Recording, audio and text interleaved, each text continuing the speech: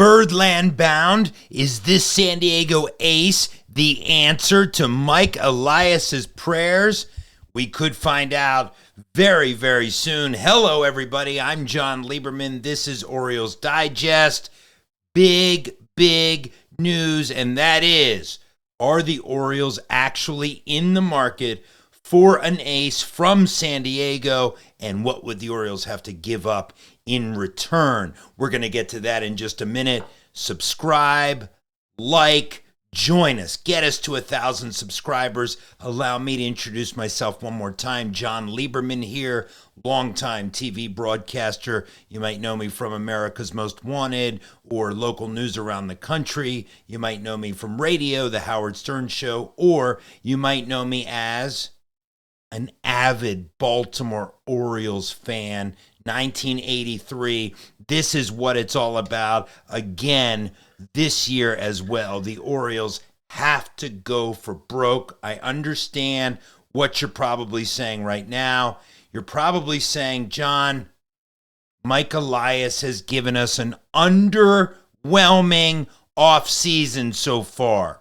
He hasn't gotten us the Corbin Burnes replacement. He really didn't do too much to replace Anthony Santander.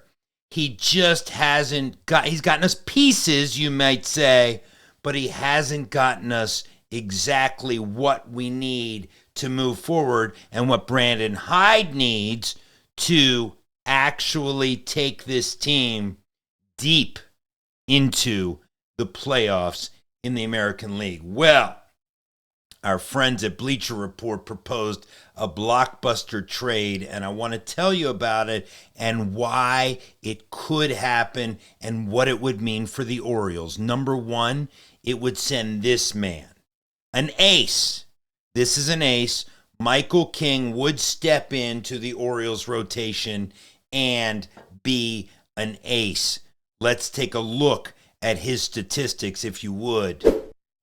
Well, this is the other guy who's going to be in the deal, and we'll get to him in a second. But let's first get to Michael King's stats. This is Michael King. His current ERA plus 139. He does allow a decent amount of walks, but 31 games, 173 innings pitched, 201 Ks, and an under 3 ERA. Michael King is a stud. Michael King is an ace. Michael King would step into the Orioles rotation and be the number one starter, with the caveat, of course, that a Kyle Bradish doesn't come back from Tommy John right away. But Michael King clearly would add a lot to the rotation if he were coming to the Orioles. So, what would this actual deal really look like? Well, let's break it down. So, the deal as proposed would be Michael King and then a pretty good top reliever, Jason Adam.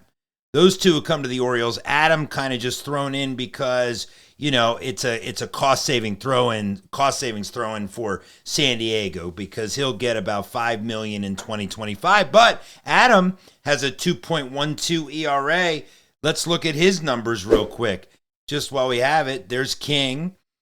So we know King's numbers, but let's take a look at Adam's numbers. You know, solid, 73 innings, 81 Ks.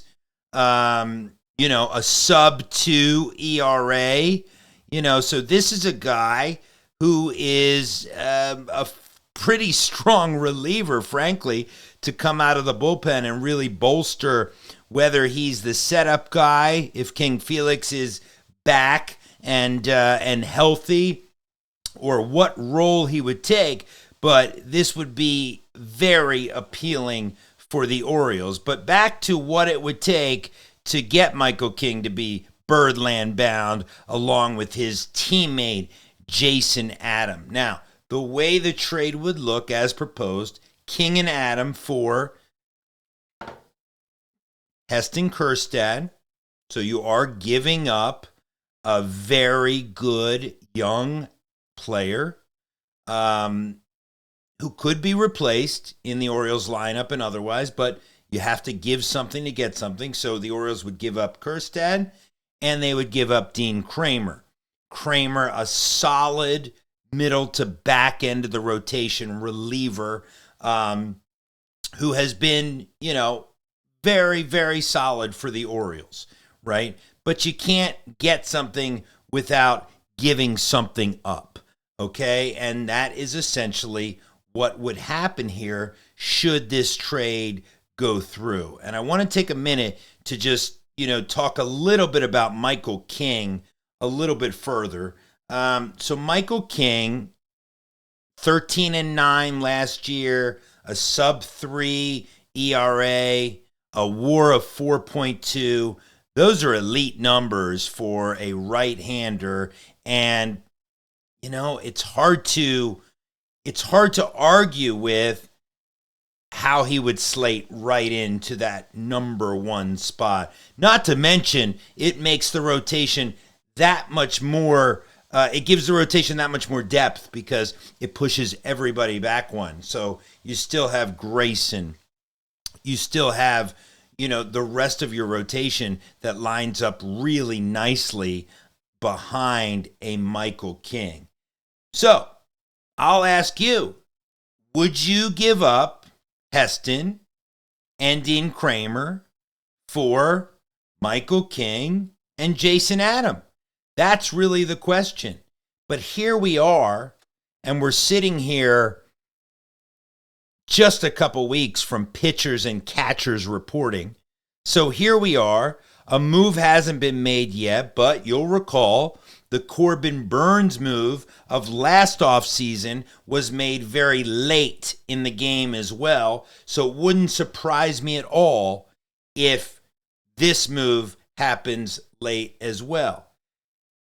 I want you to comment on this video because I want to know, who would you rather have? Would you rather have Michael King? Would you like to see Jack Flaherty back in Birdland in an Orioles uniform? Would you like to see Luis Castillo? Who would you want to see as that frontline starter for the Orioles? And if Mike Elias doesn't land a frontline starter, what are your thoughts there? Could the Orioles still make a deep postseason run? I think it would be more difficult without a frontline starter, but we do have depth. We do have just terrific young talent across the board. And so it comes down to the question, who are the Orioles willing to part with? That is what it comes down to. But I can tell you with great certainty, they will have to part with at least two very strong major league ball players, probably in addition to a prospect or two, to land somebody of the likes of Michael King and his colleague Jason Adam. Again, the eye is on the prize. It's on 1983. It's how we won the World Series that year, but it's going to take starting pitching. Good to talk to you all. Like, subscribe. I'll see you soon.